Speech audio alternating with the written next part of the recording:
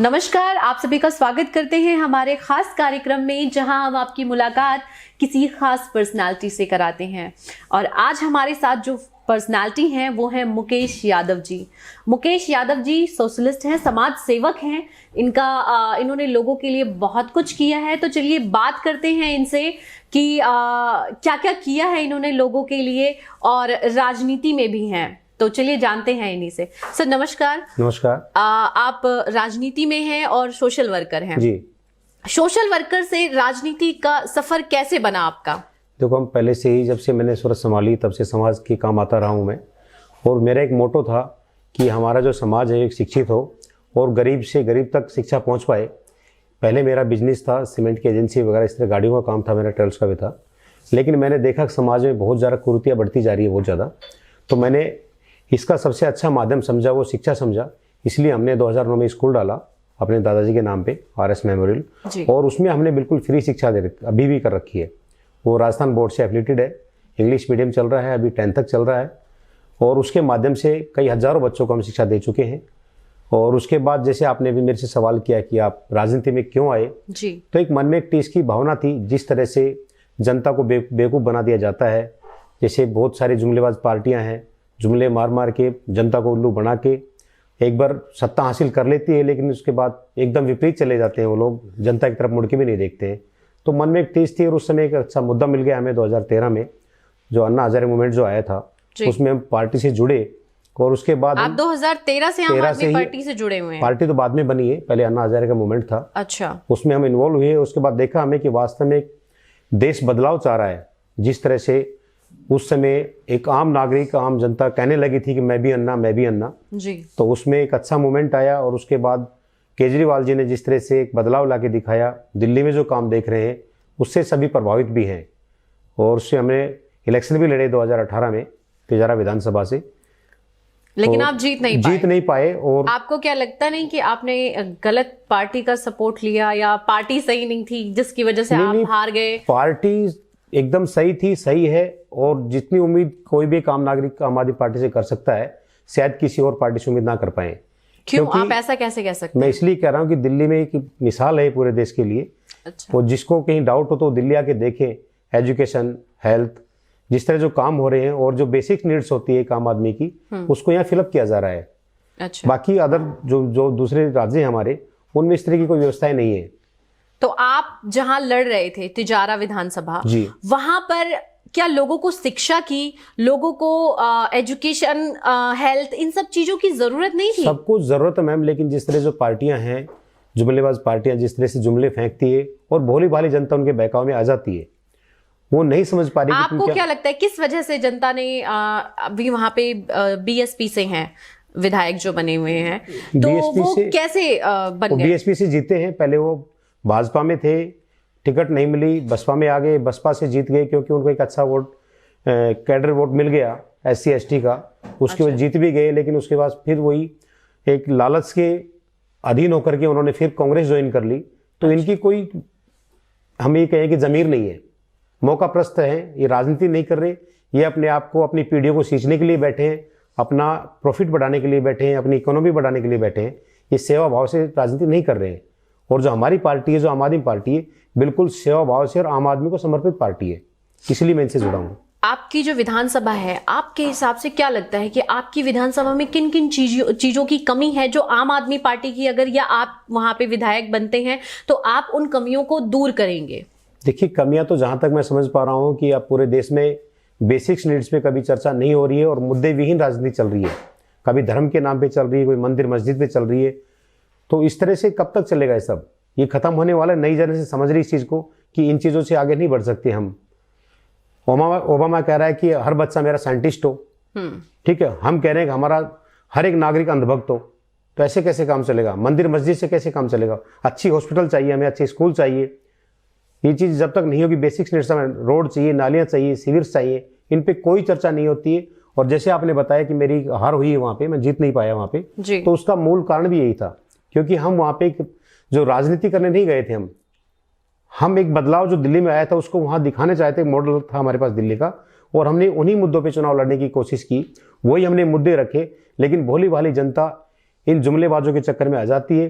Last में वही जातिवाद पे, धर्म पे इनमें बढ़ जाती है, और वो फिर उसके बाद अपने आप को ठगा ठगा महसूस करते हैं वो लोग कि हमारे साथ गलत हुआ है। लेकिन उसके बाद उनके पास वो विकल्प नहीं बचता है।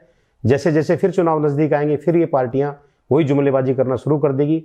लेकिन अब हम कोशिश कर रहे हैं, एक जन जन तक घर घर जाकर इन चीज़ों से, इन मुद्दों से अवगत कराएंगे, उनको बेसिक्स नीड्स की बताएंगे कि उनको क्या ज़रूरी है।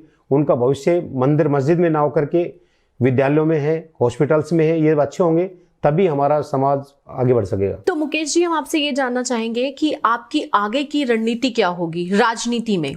राजनीति की रणनीति मैंने आपको पहले भी बताया है।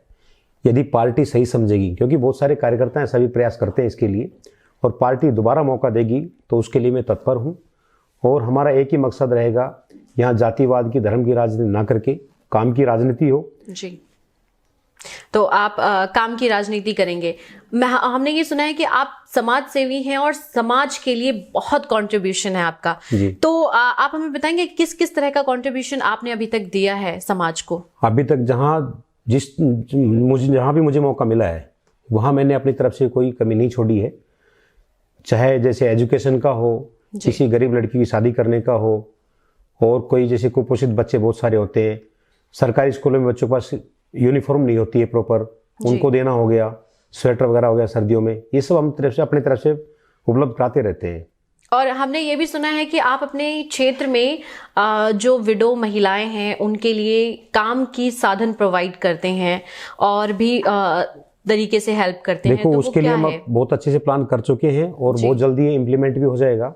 इसके लिए हम अलग से एक एनजीओ तैयार कर रहे हैं, हेल्पिंग स्टेप्स टीम तिजारा जी। उसमें हम जैसे जो हमारे विकलांग जो साथी हैं जी, उनके लिए हम व्हील चेयर्स उपलब्ध कराने की कोशिश कर रहे हैं।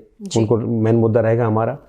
जो विधवा महिलाएं हैं, बहनें हैं, उनके लिए हम सिलाई मशीन और रोजगार के साधन उपलब्ध कराएंगे। बच्चों के लिए जो हमारी बहुत सारी बेटियां, लड़कियां स्कूल तक नहीं पहुंच पाती है, वहाँ संसाधनों की कमी है, उसके लिए मैं कोशिश कर रहा हूँ अपनी तरफ से, अपने एनजीओ की तरफ से वहाँ संसाधन उपलब्ध कराएंगे। चाहे मिनी बस लगाना हो, चाहे बस लेके देना हो, अपनी तरफ से लेके देंगे हम उनको। अच्छा, आपको क्या लगता है, बात करते हैं महिलाओं की सेफ्टी को लेकर, तो आम आदमी पार्टी क्या राजस्थान में अगर आती है तो किस तरीके से महिलाओं की सेफ्टी के लिए काम करेगी? देखो, शायद इसमें तो ज्योति जी मुझे बताने की जरूरत ही नहीं पड़ेगी, क्योंकि दिल्ली देख रहे हो आप, पूर्ण राज्य नहीं होते हुए भी राजस्थान तो एक पूर्ण राज्य है जी। जिस किसी राज्य में सबसे पहले हमारी पार्टी की सरकार बनेगी, उस समय आप खुद अंदाजा लगा सकते हो, ये दिल्ली में जो इतना कुछ हो रहा है तो वहाँ कितना कुछ होगा, क्योंकि वो स्टेटहुड है, उसमें सारी पावर एक सीएम के पास होती है। यहाँ हमारे पास कुछ ना होते हुए भी इतनी कुछ सुविधाएं मिल रही है, तो ये तो वहाँ तो आप उम्मीद कर सकते हो बहुत ज़्यादा होगा।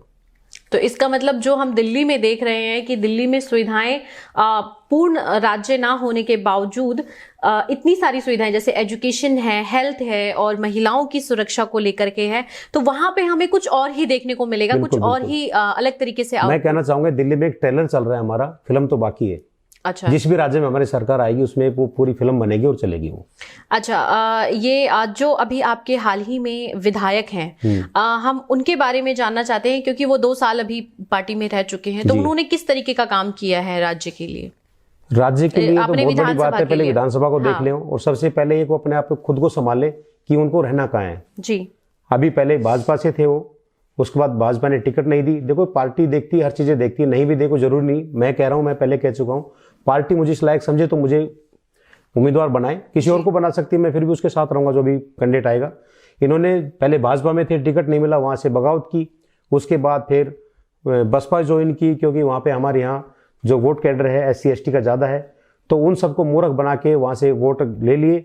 उसके बाद सत्ता के लालच में आके और वापिस कांग्रेस ज्वाइन कर ली, जबकि जनता ने कांग्रेस को भी हराया था, वहाँ पे बीजेपी को भी हराया था जी। वापिस इन्होंने भोले भाले नागरिकों का, वोटर्स का फायदा उठा करके अपने आप को जीत हासिल करके और लालच के बल होके वापिस कांग्रेस के दामन में जाके बैठ गए। बाकी मुझे क्या जनता इसका जवाब दे ही देगी उनको आने वाले चुनाव में, कहने की जरूरत नहीं है जी।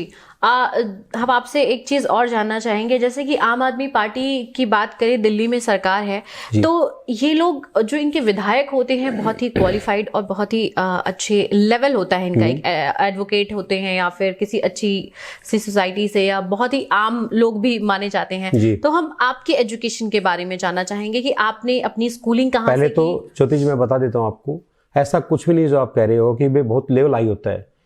किसी भी लीडर का कोई लेवल नहीं होता, सारा लेवल जो तय करती है, उसका जो पैमाना होता है वो जनता होती है। वो जनता बताती है कि उसका लीडर का व्यवहार कैसा होता है और किस तरह से वो एक्टिविटीज़ क्या होती है उसकी। अपने आप में मैं कितना बड़ा लीडर मान सकता हूँ, लेकिन जब तक मैं जनता के बीच में नहीं हूँ, जनता के काम नहीं आ रहा हूँ, मैं कितना भी एजुकेटेड हूँ, कितने मेरे पास डिग्रियाँ रखी हूँ, उससे कोई फर्क नहीं पड़ता। और मैं इलिटरेट भी हूँ और जनता के बीच में हूँ, तो जनता मुझे अपना बना देगी।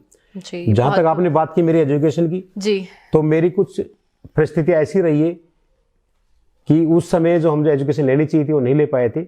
उसके बाद +2 के बाद मैंने डिस्टेंस से मैंने ग्रेजुएशन किया है और उसके बाद स्कूल लाइन मैंने चुना है, क्योंकि वो हमने अपने आप को भोगा है, उसके हम पीड़ित रहे, वंचित रहे उस एजुकेशन से, जो एक सही मार्गदर्शन ना होते हुए, उचित व्यवस्था ना होने की वजह से, समाज में इस तरह का माहौल नहीं होने की वजह से हम रेगुलर अपनी पढ़ाई प्रॉपर नहीं कर पाए। इसीलिए मैंने एजुकेशन फील्ड को चुना था। यही कारण है कि आपने स्कूल का निर्माण करवाया। जी बिल्कुल, जी बिल्कुल। कि आप एजुकेशन से दूर रहे तो आप ये सोच रहे हैं कि और बच्चे वैसा ना रहे, ऐसा किसी के साथ ना हो। हाँ, तो आपने तिजारा में अगर एजुकेशन की बात की जाए तो वहाँ पे एजुकेशन की व्यवस्था कैसी है? देखो, अभी मैं बात बताऊं, जो हमारे बेसिक नीड्स है आम आदमी की, जो होनी चाहिए, सबसे पहले हमारे पास स्वास्थ्य अच्छा होना चाहिए। स्वास्थ्य के लिए हमारे पास हॉस्पिटल्स होने चाहिए। वहाँ ICU फैसिलिटीज नहीं है, ट्रॉमा सेंटर नहीं है जी। वहाँ पे आपको प्रॉपर कोई भी मेडिसिन नहीं मिलती है हॉस्पिटल में आप जाओगे तो इन चीज़ों के, ये हॉस्पिटल हो गया सबसे पहले। उसके बाद एजुकेशन के नाम पे बात करें हम, तो अच्छा कॉलेज, अच्छी यूनिवर्सिटी वहाँ पे नहीं है, जिन पे कोई चर्चा भी नहीं होती, कोई मुद्दा भी नहीं है किसी का भी। वहाँ सिर्फ जो अभी मुद्दे चल रहे हैं, जिन पे राजनीति हो रही है, वो रूढ़िवादिता पे हो रही है, जातिवाद पे हो रही है, धर्म के नाम पे राजनीति हो रही है, और हम इन्हीं सब में बदलाव लेके आना चाह रहे हैं।